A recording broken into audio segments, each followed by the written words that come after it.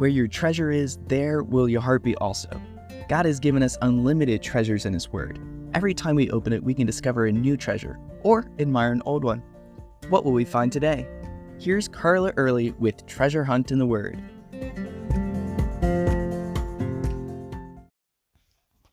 In Luke 11:1, Jesus' disciples asked Him to teach them to pray.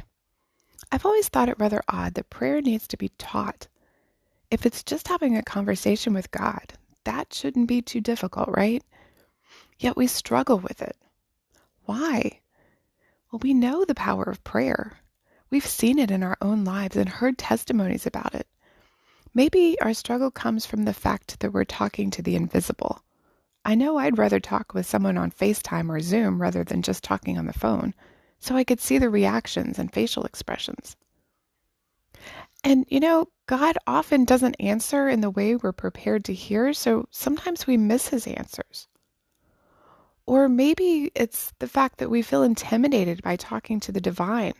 Are we phrasing things right? We certainly don't want to offend Him. What if I'm not praying in His will? What if I'm not formal enough? Some people pray in King James Version English. Am I supposed to do that? Or maybe we're afraid to pray, and especially afraid to pray specifically, because we're afraid He won't answer, or at least He won't answer the way we want Him to. As I did research on prayer, I came across a page that claimed that there were 650 prayers in the Bible. For many of them, the author enumerated how many words each prayer was. Just looking at those numbers could teach us something. The longest prayer was Israel confessing their sins in Nehemiah 9, 1,205 words. But Solomon's formal prayer dedicating the temple in 1 Kings 8 was pretty close at 1,050 words. Neither of those prayers would take more than 5 minutes. Of course, those are only the longest if you're not counting some of the 50 prayer psalms, especially Psalm 119. Jesus' longest recorded prayer was 638 words. Not that the Bible people didn't pray longer, but the examples we have aren't that long. In fact, the list I found recorded 15 prayers that were under 10 words, probably less in Greek and Hebrew. For example, when Peter was drowning, he could only get out 3 words, "Lord, save me." And when people came for healing, they often just said something like, "Lord, have mercy on me." The one who had prepared this list of prayers also conveniently recorded where the prayers could be found and where to find the answers to the prayers, if any. Many prayers didn't require specific answers, like Hannah's prayer of gratitude in 1 Samuel 2. He also recorded why God answered the way He did. Some, like Saul's prayer for guidance, weren't answered because of sin. Others, like Daniel's prayer for his people, were answered because it was already in God's plan. Some, like Solomon's prayer for wisdom, God answered because the prayer pleased Him. Some God answered partially, or hasn't answered yet, because the time hasn't come. And some He answered right away. The fact that the Bible records 650 different prayers reminds me of the importance of prayer.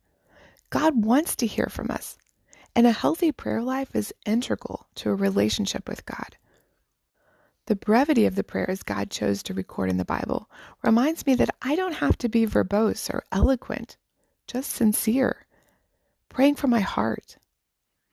The answers God gives reminds me to come to Him confessing my sins first, because as Psalm 66:18 says, "If I regard iniquity in my heart, the Lord will not hear."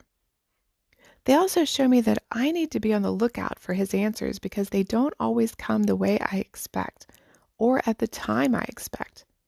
But I always need to pray or be in an attitude of prayer. As Paul says, pray without ceasing. Since prayer is so important, I'd like to start a new series on prayer here on the podcast, as we could learn from some of the great and not so great prayers of the Bible. I'll start there. And also look at what God says about prayer in His Word, because prayer is a special treasure that God gives us that we should never take for granted. You can contact us at treasurehuntintheword@gmail.com. We'd love to hear the treasures God has given you through His Word. You can listen to other episodes on our website, which you can find in the description below. Thank you for listening, and remember, where your treasure is, there will your heart be also.